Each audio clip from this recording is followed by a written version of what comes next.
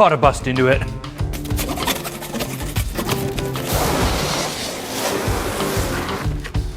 Oh, it's a heavy one.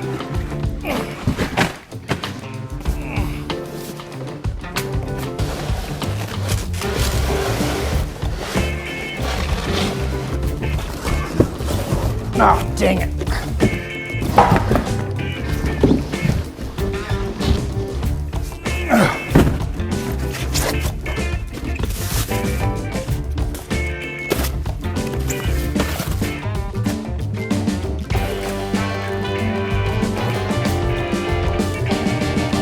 Cleaning up the garbage so I don't get in trouble.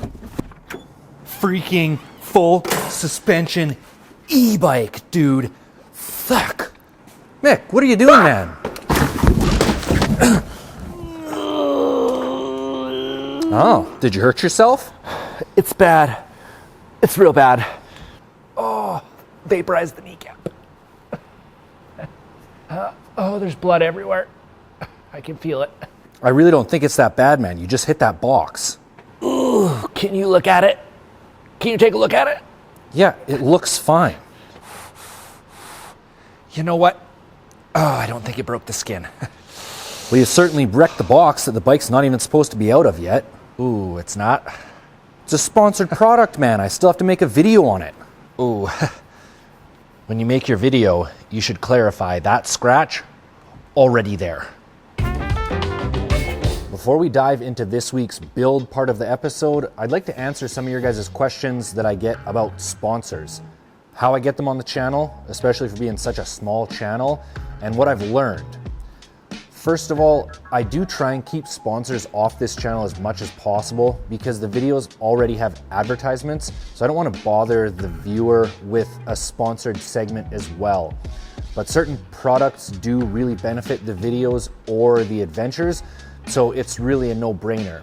For example, my very first, my greatest and longest sponsor, Swellfish. They're the ones that manufacture my boat, and when they reached out to me, it was really a no-brainer. I knew what that boat could do for the channel, and it's become an amazing partnership, and that has actually set the bar for how I wanted to do sponsors going forwards with the channel. And that's probably the most common question that I get about sponsors. Does that company reach out to me, or do I reach out to them? As far as products, those companies until now have reached out to me, whether it be Swellfish or Turboant, my first e-bike. Company EcoFlow has sponsored a good percentage of the power generation and storage for the truck build. And sometimes it's just companies that enjoy the show and want to support, but I don't leave my post office box out for public knowledge because the motorhome is my full-time home. I'm on the road all the time and I'm limited with space.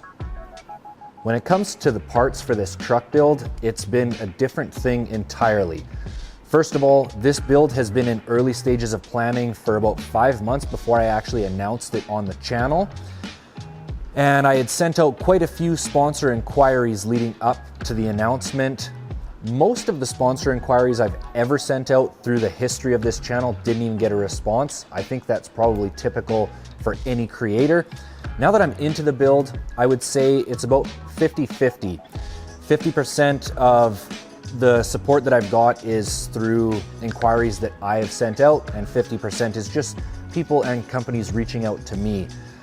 What else is different about this particular endeavor that I'm on is I'm not necessarily selling the advertising space on the channel for these parts and products. I'm selling real estate on the truck itself. Anyone that has a big contribution towards this build, they get a decal on the back window inside the cab. So anytime I'm filming dialogue in the cab, it will be shown in the video for the lifetime of the truck. A big one that I do send proposals out for and always have is experiences. That's how I got partnered up with Yellowhead Helicopters and Baja Expeditions. But oftentimes it's just meeting the right people. And you guys know that I interview a lot of people when I'm pursuing these different stories, and that helps. These people that I'm tracking down, they're also passionate about the story, so they want to help. The sponsorships that I really avoid like the plague are honestly anything that's not a physical product. Last winter when I was in Mexico, the channel was really struggling. I really needed the money to keep going. So I did sign a contract with a language learning app called LingoPie. They offered me $1,500 American for a 60 to 90 second integration. Once the video was out, they refused to pay. At that point, I decided I was only doing product sponsors going forwards, and still far and few between. The channel is sitting at 173,000 subscribers right now. And with that, I get about 1 to 3 sponsor emails per day, typically a phone game or application, and it comes with a ridiculous contract.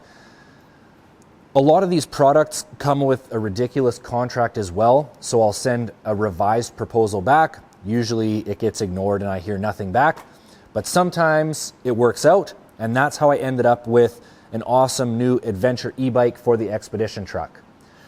So I hope that answered some of your guys' sponsor questions. Now let's get into some truck building. This should be a monumental episode, because if everything goes right, by the end of it, this should look like a truck again.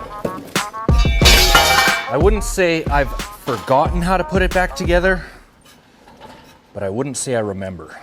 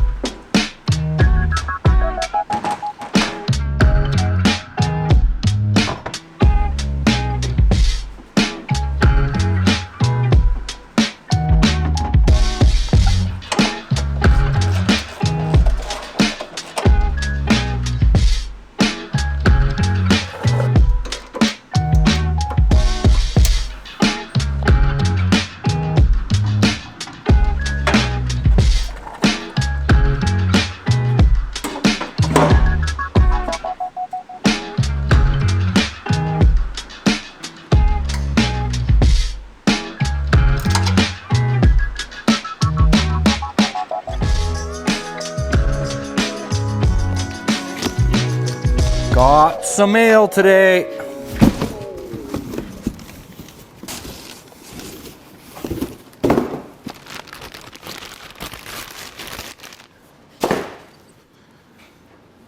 The single most recommended purchase for the front end rebuild, steering box stabilizer. Thanks for the recommendation, everybody. So the way this thing works, this replaces the existing nut on the bottom of the steering box, and then this collar goes through a bearing like that, and that all goes onto this bracket, which is bolted where the sway bar goes. Let me just show you. This is supposed to be torqued to, I think, 160 or 180 foot-pounds. Unfortunately, I don't have a socket that's gonna fit this, but I have this 1.25" flat wrench. I'm just gonna crank it down solid. All right, if that falls off, something else has gone terribly wrong. There's a ton of companies that make these things with a big price range, but they all do the same thing, and it's a very simple job. So I ordered the cheapest one. I think it was like 94 bucks, maybe 97 bucks or something like that on Amazon. And build quality seems quite good.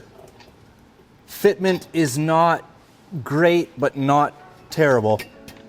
I There's two tiny little Allen keys that hold the bearing collar onto the steering shaft. I don't know how critical their job is, but if you install one, don't forget to tighten them.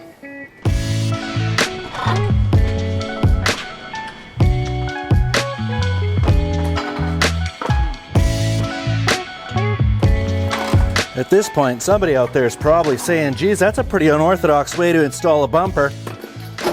You're probably right, but I don't know how it's supposed to be done. Oh, geez.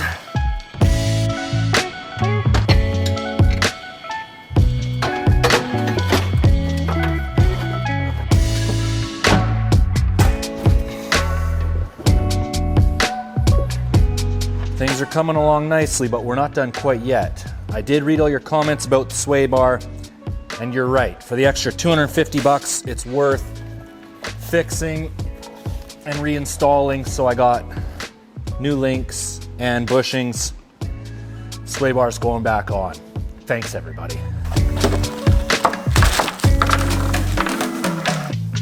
This is my first time ever doing a sway bar, and it's especially strange on this truck because any 1995 Dodge 1-ton built before May, which is this one, has this style link.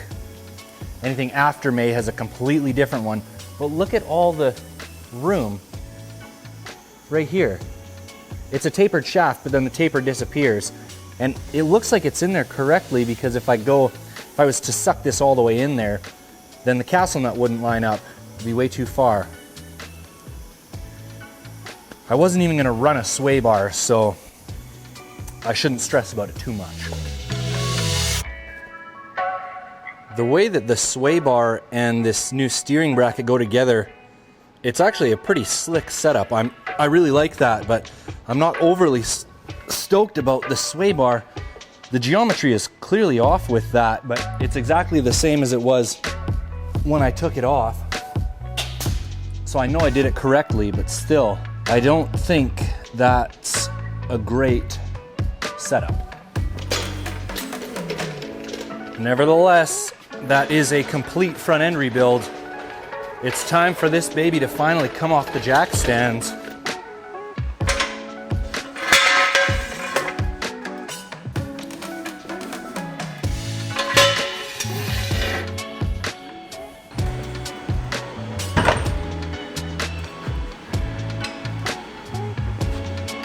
Oh man, are you serious? Haha.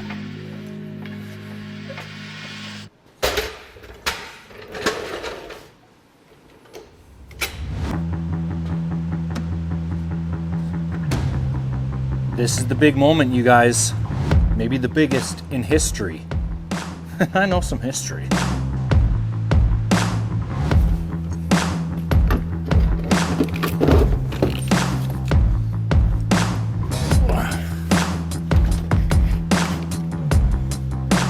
Filling the rad with just water this first time because I'm planning on doing a full coolant system flush.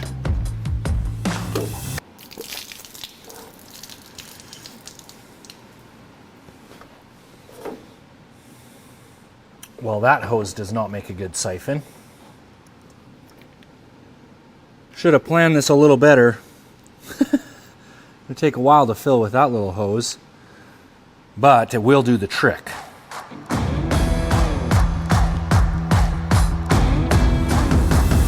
You know what? I had skipped lunch today, so the siphon's a blessing in disguise. She's full!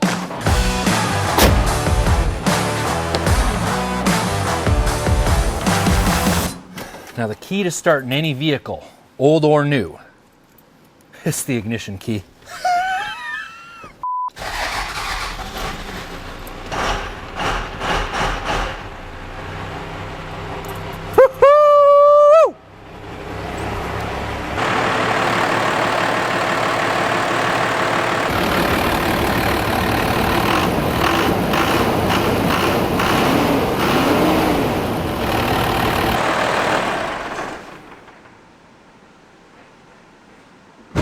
Not even a speck of oil coming out of her.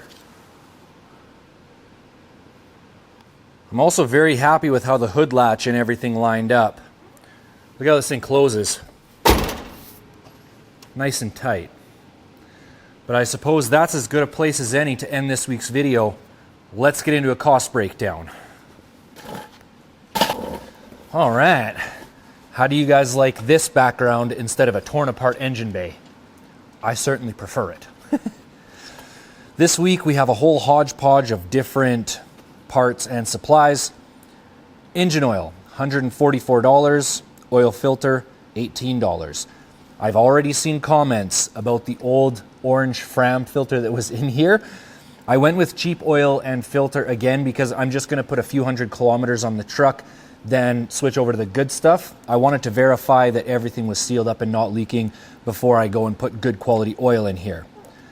Oil for the front end, I did go good quality. AMSOIL, $113. I was a little bit surprised by that. Upper and lower rad hose, $112.79. I put a new serpentine belt on there. The old one was fine, but that will be my spare for the road. So the new one was $40.95. Alternator, again, the other one was functioning fine, but that will be my spare alternator for the road. New one was $221.22. Fan clutch. This is a weird one. I didn't realize those fan clutches had oil in them, and I left the old one sitting on the shop floor with the threads down while I did this rebuild, and a whole bunch of oil leaked out of it. So I did some research, and sure enough, there is oil in there. Even the guys at the parts store had never heard of oil leaking out, but in the end, I did have to buy a new one, $97. The steering box stabilizer, $114. Sway bar links and bushings, $206.59. The rad flush, $12. Coolant, $91. Shop sundries, again, mostly just fuel for trips to town to get parts, $60, giving us a grand total of $1,230.55. Not too bad for a build episode instead of a teardown episode, but I am just happy to see this truck coming back together, and it's even running. I hope you guys enjoyed this episode of My Old Man's Truck, the build series. Thanks for watching, everybody. Just one more taste of adrenaline. Free falling fast is the medicine.